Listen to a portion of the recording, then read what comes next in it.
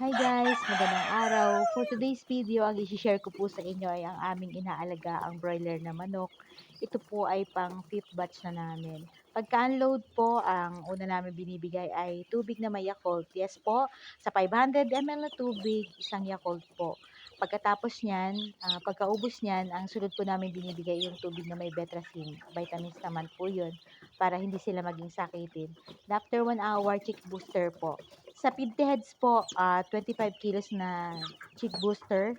Pagkaubos nun saka lang po kami magpapalit ng panibagong patuka po. Disclaimer lang po ha, hindi po kami expert. Kami po ay baguhan din lamang sa poultry raising. Sa mga expert po dyan na makakanood ng videong ito, i-share nyo rin po sa amin yung mga tips and ideas. Ano po? At yun naman po sa magsisimula pa lang, ah, mag-comment po kayo or kung may tanong po kayo, mag-share din po kami. I-share po namin yung mga kaalaman po na natutunan namin. Ano po?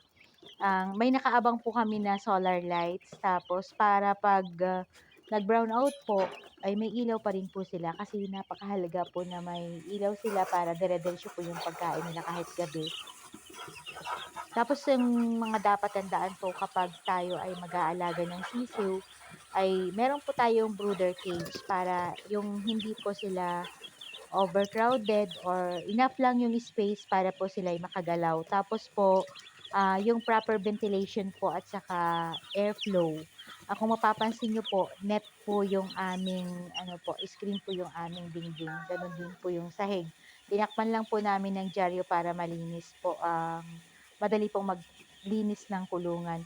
Ang opening po ng aming brooder cage ay sa taas para maiwasan naman po yung makatalon sila dahil maliliksi pa nga po yan kapag po yung ano pa lang, bago pa lang yung ating sisiw.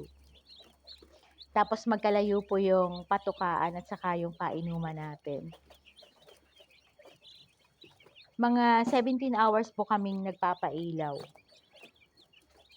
Tapos nagbibigay po kami ng pagkain ay sa umaga at hapon po. Pero kung matingnan namin na wala pang hapon tapos ubos na, nagdadagdag na po kami. Nagre-refill na po. So yun lang po. Thank you for watching guys.